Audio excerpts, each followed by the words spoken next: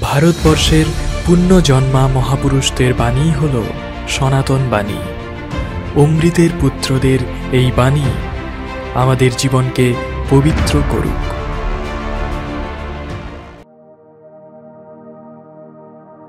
শুরু হচ্ছে স্বামী বিবেকানন্দের জ্ঞানযোগ, 10ম অধ্যায়, বহুত্বে একত্ব, দ্বিতীয় ভাগ। প্রথমেই তোমাকে নিজের প্রভু হইতে হইবে।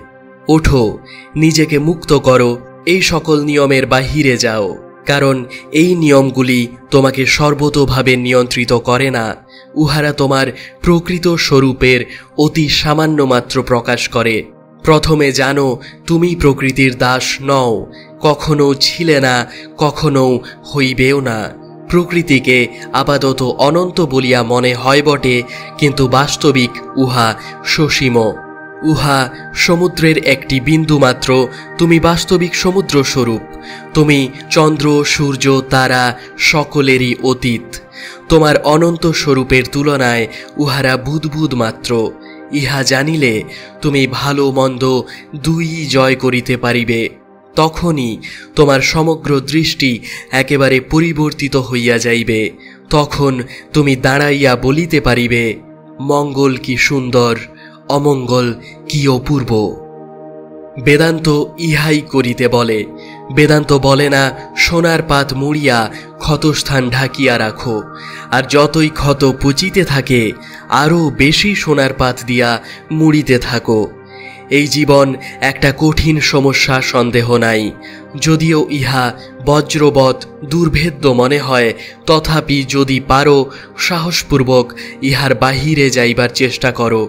আত্মা এই দেহ অপেক্ষা অনন্ত গুণে শক্তিমান। বেদান্ত তোমার কর্মফলের জন্য ছোটখাটো দেবতাদের ওপর দায়িত্ব অর্পণ করে না। তুমি নিজেই তোমার অদৃষ্টের নির্মাতা। তুমি নিজ কর্মফলে ভালো মন্দ দুই ভোগ করিতেছ। তুমি নিজেই নিজের চোখে হাত রাখিয়া বলিতেছ, অন্ধকার, হাত সরাইয়া লও, আলো দেখিতে পাইবে। তুমি জ্যোতি স্বরূপ, তুমি পূর্ব হইতেই সিদ্ধ। মৃত্যুঃ সমৃত্যুমাপ্নোতি ইয় ইহ নানেব পশ্যতি। এখন আমরা এই শ্রুতির অর্থ বুঝিতে পারিতেছি। কি করিয়া আমরা এই তত্ত্ব জানিতে পারিব? এই মন যাহা এত ভ্রান্ত, এত দুর্বল, যাহা এত সহজে বিভিন্ন দিকে ধাবিত হয়, এই মনকেও সবল করা যাইতে পারে, যাহাতে উহা সেই জ্ঞানের, সেই একত্বের আভাস পায়। তখন সেই জ্ঞানই আমাদিগকে পুনঃ পুনঃ মৃত্যু হইতে রক্ষা করে। যথোদকম দুর্গে বৃষ্টম পর্বতেষু বিধাবতি, এবং ধর্মান পৃথক পশ্যন স্থানেবানুবিধাবতি। অর্থাৎ উচ্চ দুর্গম ভূমিতে বৃষ্টি হইলে জল যেমন পর্বতসমূহের পার্শ্ব দিয়া বিকীর্ণভাবে ধাবিত হয়, সেইরূপ যে ব্যক্তি শক্তিসমূহকে পৃথক করিয়া দেখে, সে তাহাদেরই অনুবর্তন করে। বাস্তবিক শক্তি এক, কেবল মায়াতে বহু হইয়াছে। বহুর পেছনে ধাবিত হইও না, সেই একের দিকে অগ্রসর হও। হংসঃ শুচি সদ্বসুরান্তরিক্ষ সদ্ধোতা, বেদী সদতিথির্দুরোণসৎ, নৃষদ্বরসদ রীতসদ্যোম সদব্জা, গোজা রীতজা অদ্রিজা ঋতম বৃহৎ। অর্থাৎ সেই আত্মা আকাশবাসী সূর্য, অন্তরিক্ষবাসী বায়ু, বেদীতে অবস্থিত অগ্নি এবং কলস স্থিত সোমরস। তিনি মনুষ্য, দেবতা, যজ্ঞ ও আকাশে আছেন। তিনি জলে, পৃথিবীতে, যজ্ঞে এবং পর্বতে আছেন। তিনি সত্য ও মহান। অগ্নির্যথৈকো ভুবনম প্রবিষ্ট, রূপম রূপম প্রতিরূপো বভূব, একস্তথা সর্বভূতান্তরাত্মা, রূপম রূপম প্রতিরূপো বহিশ্চ। वायुर्यथैको भुवनं प्रविष्टो, रूपं रूपं प्रतिरूपो बभूव, एकस्तथा सर्वभूतान्तरात्मा, रूपं रूपं प्रतिरूपो वहिश्च। অর্থাৎ যেমন একই অগ্নি ভুবনে প্রবিষ্ট হইয়া দাহ্য বস্তুর রূপ ভেদে ভিন্ন ভিন্ন রূপ ধারণ করে, তেমনি এক সর্বভূতের অন্তরাত্মা নানা বস্তু ভেদে সেই সেই বস্তুরূপ ধারণ করিয়াছেন এবং সমুদয়ের বাহিরেও আছেন। যেমন একই বায়ু ভুবনে প্রবিষ্ট হইয়া নানা বস্তু ভেদে সেই সেই রূপ লাভ করিয়াছেন, তেমনি সেই এক সর্বভূতের অন্তরাত্মা নানা বস্তু ভেদে সেই সেই রূপ ধারণ করিয়াছেন এবং তাহাদের বাহিরেও আছেন। যখন তুমি এই একত্ব উপলব্ধি করিবে, তখনই এই অবস্থা হইবে, তাহার পূর্বে নহে। সর্বত্র তাহাকে দর্শন করাই প্রকৃত সুখবাদ। এখন প্রশ্ন এই, যদি ইহা সত্য হয়, যদি সেই শুদ্ধ স্বরূপ অনন্ত আত্মা এ সকলের ভিতর প্রবিষ্ট হইয়া থাকেন, তবে তিনি কেন সুখ দুঃখ ভোগ করেন? কেন তিনি অপবিত্র হইয়া দুঃখ ভোগ করেন? উপনিষদ বলেন, তিনি দুঃখ অনুভব করেন না। सूर्यो यथा सर्वलोकस्य चक्षुर्न लिप्यते चाक्षुषै बाह्यदोषै एकस्तथा सर्वभूतान्तरात्मा न लिप्यते लोकदुःखेन बाह्य। অর্থাৎ সর্বলোকের চক্ষু স্বরূপ সূর্য যেমন চক্ষুগ্রাহ্য বাহ্য অসুচি বস্তুর সহিত লিপ্ত হন না, তেমনি একমাত্র সর্বভূতান্তরাত্মা সংসারের দুঃখের সহিত লিপ্ত হন না, কারণ তিনি আবার জগতের অতীত। আমার এমন রোগ থাকিতে পারে যাহাতে আমি সবই পীত বর্ণ দেখি, কিন্তু তাহাতে সূর্যের কিছুই হয় না। एको वशी सर्वभूतान्तरात्मा एकं रूपं बहुधाय करोति तमात्मस्थं येनुपश्यन्ति धीरास्तेषां सुखं शाश्वतं नेतरेषाम। অর্থাৎ যিনি এক সকলের নিয়ন্তা এবং সর্বভূতের অন্তরাত্মা, যিনি স্বকীয় এক রূপকে বহু প্রকার করেন, তাহাকে যে জ্ঞানীগণ নিজেদের মধ্যে দর্শন করেন, তাহাদেরই নিত্য সুখ, অন্যের নহে। নিত্यो নিত্যানাম চেতনশ্চেতনানামেকো বহুনাম यो বিদধাতি কামান তমাত্মস্থম ইহ নুপশ্যন্তি ধীরাস্তেষাম শান্তিঃ শাশ্বতী নেতরেষাম। অর্থাৎ যিনি অনিত্য বস্তুসমূহের মধ্যে নিত্য, যিনি সচেতন দিগের মধ্যে চৈতন্য স্বরূপ, যিনি এক হইয়াও বহু জীবের কাম্য বস্তু সকল বিধান করিতেছেন, তাহাকে যে জ্ঞানীগণ আত্মস্বরূপে দর্শন করেন, তাহাদেরই নিত্য শান্তি, অপরের নহে। বাহ্য জগতে তাহাকে কোথায় পাওয়া যাইবে? সূর্য চন্দ্র বা তারায় তাহাকে কিরূপে পাইবে? न तत्र सूर्यो भाति न चन्द्रतारकं नेम विद्युतो भान्ति कुतः अयमग्निः तमेव भान्तमनुभाति सर्वं तस्य भाषा सर्वमिदं विभाति। অর্থাৎ যেখানে সূর্য চন্দ্র তারকা সব নিষ্প্রভ, বিদ্যুৎ সমূহ প্রকাশ পায় না, এ অগ্নি সেখানে কোথায়? তাহারই আলোতে সব আলোকিত, তাহারই দীপ্তিতে সবকিছু দীপ্তি পাইতেছে। ঊর্ধ্বমূলঃ বাক শাখ এষঃ অশ্বত্থ সনাতন তদেব শুক্রম তদ্ব্রহ্ম তদেবামৃতমুচ্যতে তস্মিन् লোকঃ শ্রিতাঃ সর্বে তদুনাত্যেতি কশ্চন এতদ্বৈ তৎ। অর্থাৎ ঊর্ধ্বমূল ও নিম্নগামী শাখা সহ এই চিরন্তন অশ্বত্থ বৃক্ষ অর্থাৎ সংসার বৃক্ষ রহিয়াছে। তিনি উজ্জ্বল, তিনি ব্রহ্ম, তিনি অমৃতরূপ উক্ত হন। সমুদয় লোক তাহাতে আশ্রিত হইয়া রহিয়াছে, কেহই তাহাকে অতিক্রম করিতে পারে না। ইনি সেই আত্মা। বেদের ব্রাহ্মণ ভাগে নানাবিধ স্বর্গের কথা আছে। উপনিষদের মত এই যে এই সকল স্বর্গে যাইবার বাসনা ত্যাগ করিতে হইবে। ইন্দ্রলোকে বরুণ লোকে যাইলেই যে ব্রহ্মদর্শন হয় তাহা নহে, বরং এই আত্মার ভেতরেই ব্রহ্মদর্শন সুস্পষ্ট রূপে হইয়া থাকে। যথাদর্শে তথাত্মানি যথা স্বপ্নে তথা পিতৃলোকে यथाप्सु परीव ददृशे तथा गंधर्वलोके छायातपयोरीव ब्रह्मलोके। অর্থাৎ যেমন আরশিতে মানুষ আপনার প্রতিবিম্ব পরিষ্কার রূপে দেখিতে পায়, তেমনি আত্মাতে ব্রহ্ম দর্শন হয়। যেমন স্বপ্নে আপনাকে অস্পষ্ট রূপে অনুভব করা যায়, তেমনি পিতৃলোকে ব্রহ্ম দর্শন হয়। যেমন জলে লোকে আপনার রূপ দর্শন করে, তেমনি গন্ধর্বলোকে ব্রহ্ম দর্শন হয়।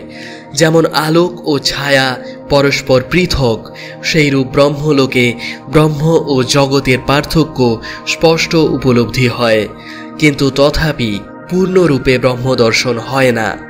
অতএব বেদান্ত বলে আমাদের নিজ আত্মাই সর্বোচ্চ স্বর্গ, মানবাত্মাই পূজার সর্বশ্রেষ্ঠ মন্দির, সর্বপ্রকার স্বর্গ হইতে শ্রেষ্ঠ। কারণ এই আত্মার মধ্যে যেভাবে সেই সত্যকে সুস্পষ্টভাবে অনুভব করা যায়, আর কোথাও তত স্পষ্ট অনুভব হয় না। এক স্থান হইতে স্থানান্তরে গেলেই যে এই আত্মদর্শন সম্বন্ধে বিশেষ কিছু সাহায্য হয়, তাহা নহে। ভারতবর্ষে যখন ছিলাম তখন মনে হইত কোনো গুহায় বাস করিলে হয়তো খুব স্পষ্ট ব্রহ্ম অনুভূতি হইবে। দেখিলাম তাহা নহে। তারপর ভাবিলাম হয়তো বনে গেলে সুবিধা হইবে। তারপর কাশীর কথা মনে হইল। সব স্থানই একরূপ, কারণ আমরা নিজেরাই নিজেদের জগৎ গঠন করিয়া লই। যদি আমি অসাধু হই, সমুদয় জগৎ আমার পক্ষে মন্দ বলিয়া মনে হইবে।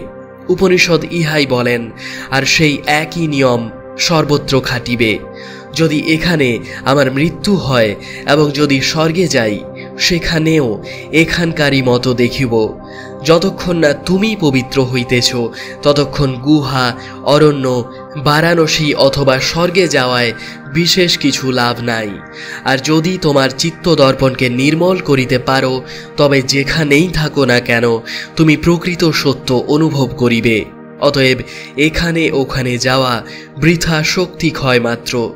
সেই শক্তি যদি চিত্তদর্পণের নির্মলতার সাধনে ব্যয়িত হয়, তবেই ঠিক হয়। নিম্নলিখিত শ্লোকে আবার ওই ভাব বর্ণিত হইয়াছে। না সদৃশে তিষ্ঠতি রূপমস্য, ন চক্ষুষা পশ্যতি কশ্চনৈনম, হৃদা মনীষা মনসাভিক্লপ্তো য় এতদ্বি দুরমৃতাস্তে ভবন্তি। অর্থাৎ ইহার রূপ দর্শনের বিষয় হয় না। কেহ তাহাকে চক্ষু দ্বারা দেখিতে পায় না। হৃদয়, সংশয়রহিত বুদ্ধি এবং মনন দ্বারা তিনি প্রকাশিত হন। যাহারা এই আত্মাকে জানেন, তাহারা অমর হন। যাহারা আমার রাজযোগের বক্তৃতাগুলি শুনিয়াছেন, তাহাদিগের অবগতির জন্য বলিতেছি, সে যোগ জ্ঞানযোগ হইতে কিছু ভিন্ন রকমের। জ্ঞানযোগের লক্ষণ এইরূপ কথিত হইয়াছে। यदा पंचावतिष्ठन्ते ज्ञानानि मनसाशः, बुद्धिश्च न विचेष्टति तामाहु परमां गतिम। অর্থাৎ যখন ইন্দ্রিয়গুলি পঞ্চ জ্ঞানেন্দ্রিয় সংযত হয়, মানুষ যখন ওইগুলিকে নিজের দাসের মতো করিয়া রাখে, যখন উহারা আর মনকে চঞ্চল করিতে পারে না, তখনই যোগী পরম গতি লাভ করেন। यदा सर्वे प्रमुच्यन्ते कामा यश्च हृदि श्रिता, यथ मर्त्यो अमृतो भवत्यत्र ब्रह्म समश्नुते। यदा सर्वे प्रभिद्यन्ते हृदयस्येह ग्रन्थय, अथ मर्त्यो अमृतो भवत्येता बध्यनुशासनम्। অর্থাৎ যে সকল কামনা মর্তজীবের হৃদয়কে আশ্রয় করিয়া আছে, সেই সমুদয় যখন বিনষ্ট হয়, তখন মর্ত অমর হয় এবং এখানেই ব্রহ্মকে প্রাপ্ত হয়। যখন ইহলোকে হৃদয়ের গ্রন্থিসমূহ ছিন্ন হয়, তখন মর্ত অমর হয়। এই মাত্র উপদেশ। সাধারণত লোকে বলিয়া থাকে বেদান্ত। শুধু বেদান্ত কেন, ভারতীয় সকল দর্শন ও ধর্মপ্রণালী এই জগৎ ছাড়িয়া উহার বাহিরে যাইতে বলিতেছে। কিন্তু পূর্বোক্ত শ্লোকোদ্বয় হইতে প্রমাণিত হইবে যে আমাদের দার্শনিকগণ স্বর্গ অথবা আর কোথাও যাইতে চাহিতেন না, বরং তাহারা বলেন স্বর্গের ভোগ এবং সুখ দুঃখ ক্ষণস্থায়ী। যতদিন আমরা দুর্বল থাকিব, ততদিন আমাদিগকে স্বর্গ নরকে ঘুরিতেই হইবে। কিন্তু বস্তুত আত্মাই একমাত্র সত্য। তাহারা ইহাও বলেন, আত্মহত্যা দ্বারা এই জন্ম মৃত্যু প্রবাহ অতিক্রম করা যায় না। তবে অবশ্য প্রকৃত পথ পাওয়া বড় কঠিন। পাশ্চাত্য দিগের ন্যায় হিন্দুরাও সব হাতে কলমে করিতে চান, তবে জীবন সম্পর্কে আমাদের দৃষ্টিভঙ্গি পৃথক। পাশ্চাত্যগণ বলেন, বেশ ভালো একখানি বাড়ি করো, উত্তম খাদ্য ও পরিচ্ছদ সংগ্রহ করো, বিজ্ঞানের চর্চা করো, বুদ্ধিবৃত্তির উন্নতি করো। এইগুলি করিবার সময় তাহারা খুব কাজের লোক। কিন্তু হিন্দুরা বলেন, জ্ঞান অর্থে আত্মজ্ঞান। তাহারা সেই আত্মজ্ঞানের আনন্দে বিভোর হইয়া থাকিতে চাহেন। আমেরিকায় একজন বিখ্যাত অজ্ঞেয়বাদী বক্তা আছেন। তিনি খুব ভালো লোক এবং সুবক্তা। তিনি ধর্ম সম্বন্ধে একটি বক্তৃতা দেন। তাহাতে তিনি বলেন, ধর্মের কোনো প্রয়োজন নাই, পরলোক লইয়া মাথা ঘামাইবার আমাদের কিছুমাত্র আবশ্যকতা নাই। তাহার মত বুঝাইবার জন্য তিনি এই উপমাটি প্রয়োগ করিয়াছিলেন। জগৎরূপ এই কমলা লেবুটি আমাদের সম্মুখে রহিয়াছে, উহার সব রসটা আমরা বাহির করিয়া লইতে চাই। আমার সঙ্গে তাহার একবার মাত্র সাক্ষাৎ হয়। আমি তাহাকে বলি, আমিও আপনার সহিত একমত। আমারও নিকট একটি ফল রহিয়াছে, আমিও ইহার রসটুকু সব খাইতে চাই। তবে আমাদের মতভেদ কেবল ওই ফলটি কি এই লইয়া। আপনি উহাকে কমলা লেবু মনে করিতেছেন, আমি ভাবিতেছি আম। আপনি মনে করেন জগতে আসিয়া খাইতে পড়িতে পারিলেই যথেষ্ট হইল, এবং কিছু বৈজ্ঞানিক তত্ত্ব জানিতে পারিলেই চূড়ান্ত হইল। কিন্তু আপনার বলিবার কোনোই অধিকার নাই যে উহা ছাড়া মানুষের আর কিছু কর্তব্য নাই। আমার পক্ষে ওই ধারণা একেবারে কিছুই নয়। আপেল ভূমিতে কি রূপে পড়ে, অথবা বৈদ্যুতিক প্রবাহ কিরূপে স্নায়ুকে উত্তেজিত করে, যদি কেবল এইটুকু জানাই জীবনের একমাত্র কাজ হয়, তবে তো আমি এখনই আত্মহত্যা করি।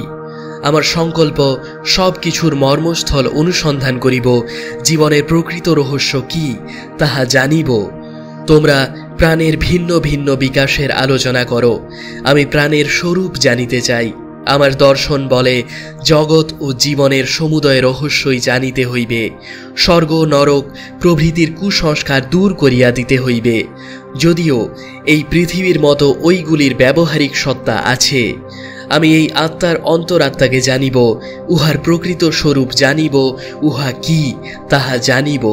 শুধু উহা কিভাবে কাজ করিতেছে এবং উহার প্রকাশ কি সেটুকু জানিলেই আমার তৃপ্তি হইবে না। আমি সকল জিনিসের কেন জানিতে চাই। কেমন করিয়া হয় এ অনুসন্ধান বালকেরা করুক। বিজ্ঞান আর কি? তোমাদের দেশের একজন বলিয়াছেন, সিগারেট খাইবার সময় যাহা যাহা ঘটে তাহা যদি আমি লিখিয়া রাখি, তাহাই সিগারেটের বিজ্ঞান হইবে। অবশ্য বিজ্ঞানবিদ হওয়া খুব ভালো এবং গৌরবের বিষয় বটে। ঈশ্বর বৈজ্ঞানিকদের অনুসন্ধানে সহায়তা করুন, তাহাদের আশীর্বাদ করুন। কিন্তু যখন কেহ বলে এই বিজ্ঞান চর্চাই সব, ইহা ছাড়া জীবনের আর কোনো উদ্দেশ্য নাই, তখন সে নির্বোধের মতো কথা বলিতেছে। বুঝিতে হইবে সে কখনো জীবনের মূল রহস্য জানিতে চেষ্টা করে নাই। প্রকৃত বস্তু কি সে সম্বন্ধে সে কখনো আলোচনা করে নাই। আমি অনায়াসেই যুক্তি দ্বারা বুঝাইয়া দিতে পারি যে তোমাদের যত কিছু জ্ঞান সব ভিত্তিহীন। প্রাণের বিভিন্ন বিকাশগুলি লইয়া তোমরা আলোচনা করিতেছ, কিন্তু যদি জিজ্ঞাসা করি প্রাণ কি, বলিবে জানি না। অবশ্য তোমাদের যাহা ভালো লাগে তাহা করিতে তোমাদিগকে কেহ বাধা দিতেছে না, কিন্তু আমাকে আমার ভাবে থাকিতে দাও। আর ইহাও লক্ষ্য করিও যে আমি আমার ভাবে খুবই কাজের লোক। অতএব অমুক কাজের লোক নয়, অমুক কাজের লোক, এসব বাজে কথা। তুমি একভাবে কাজের লোক, আমি আর একভাবে। প্রাচ্য দেশে কাহাকেও যদি বলা যায় এক পায়ে দাঁড়াইয়া থাকিলে সত্য বস্তু লাভ করিবে, তবে সে ওই প্রণালী অবলম্বন করিবে। আর পাশ্চাত্যে যদি কেহ শোনে অমুক জায়গায় সোনার খনি আছে, কিন্তু উহার চতুর্দিকে অসভ্য লোকের বাস, হাজার হাজার লোক সোনার আশায় বিপদের সম্মুখীন হইবে, হয়তো একজন কৃতকার্য হইবে, ওই সকল লোক এ কথাও শুনিয়াছে আত্মা বলিয়া কিছু আছে, কিন্তু তাহারা পুরোহিত বর্গের উপর ইহার ভার দিয়াই নিশ্চিন্ত। প্রথমোক্ত ব্যক্তি কিন্তু শোনার জন্য অসভ্য দিগের কাছে যাইতে রাজি নয়। সে বলে উহাতে বিপদের আশঙ্কা আছে, কিন্তু যদি তাহাকে বলা যায় এভারেস্ট পর্বতের শিখরে সমুদ্রপৃষ্ঠের 30,000 ফিট ওপরে এমন একজন আশ্চর্য সাধু আছেন যিনি তাহাকে আত্মজ্ঞান দিতে পারেন, অমনি সে কাপড় চোপড় লইয়া অথবা কিছুমাত্র না লইয়াই একেবারে যাইতে প্রস্তুত।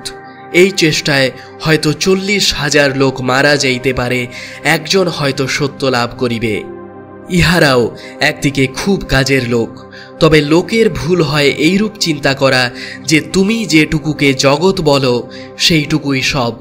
তোমাদের জীবন ক্ষণস্থায়ী ইন্দ্রিয় ভোগ মাত্র, উহাতে নিত্য কিছুই নাই, বরং উহা উত্তরোত্তর দুঃখ আনয়ন করে।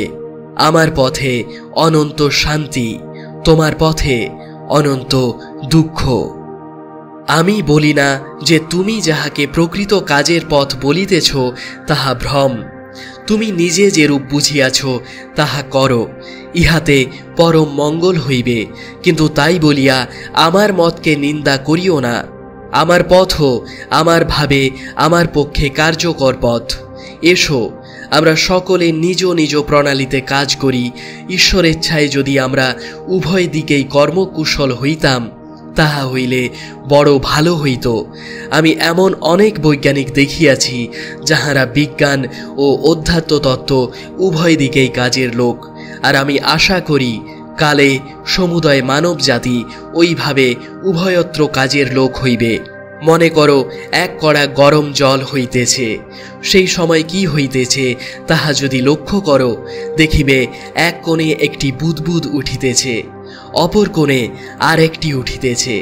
এই বুদবুদগুলি ক্রমশ বাড়িতে থাকে, 4-5টি একত্র হয়, অবশেষে সবগুলি একত্র হইয়া এক প্রবল আলোড়ন আরম্ভ হয়। এই জগৎও এইরূপ। প্রত্যেক ব্যক্তি যেন এক একটি বুদবুদ, আর বিভিন্ন জাতি যেন কতকগুলি বুদবুদের সমষ্টি। ক্রমশ জাতিতে জাতিতে মিলন হইতেছে। আমার নিশ্চয় ধারণা এমন একদিন আসিবে যখন জাতি বলিয়া কিছু থাকিবে না, জাতিতে জাতিতে প্রভেদ চলিয়া যাইবে। আমরা ইচ্ছা করি বা না করি, আমরা যে একত্বের দিকে অগ্রসর হইতেছি তাহা একদিন না একদিন প্রকাশিত হইবেই হইবে। বাস্তবিক আমাদের সকলের মধ্যে ভাতৃ সম্বন্ধ স্বাভাবিক, কিন্তু আমরা এখন সকলে পৃথক হইয়া রহিয়াছি। এমন সময় অবশ্য আসিবে যখন এই সকল ভিন্ন ভাব একত্র মিলিত হইবে। প্রত্যেক ব্যক্তি বৈজ্ঞানিক বিষয়ে যেমন আধ্যাত্মিক বিষয়েও তেমনি কাজের লোক হইবে। তখন সেই একত্ব, সেই মিলন জগতে প্রকাশিত হইবে। তখন সকলে জীবনমুক্ত হইবে। আমাদের ঈর্ষা, ঘৃণা, মিলন ও বিরোধের মধ্য দিয়া আমরা সেই এক দিকে চলিতেছি। একটি প্রবল নদী সমুদ্রের দিকে চলিতেছে। ক্ষুদ্র ক্ষুদ্র কাগজের টুকরা, খড়কুটা প্রভৃতি এদিকে ওদিকে যাইবার চেষ্টা করিতে পারে, কিন্তু অবশেষে তাহাদিগকে অবশ্যই সমুদ্রে যাইতে হইবে। সেইরূপ তুমি, আমি, এমনকি সমুদয় প্রকৃতি ক্ষুদ্র ক্ষুদ্র কাগজের টুকরার মতো সেই অনন্ত পূর্ণতার সাগর ঈশ্বরের দিকে অগ্রসর হইতেছি। আমরা এদিক ওদিক যাইবার চেষ্টা করিতে পারি, কিন্তু অবশেষে সেই জীবন ও আনন্দের অনন্ত সমুদ্রে পৌঁছিব।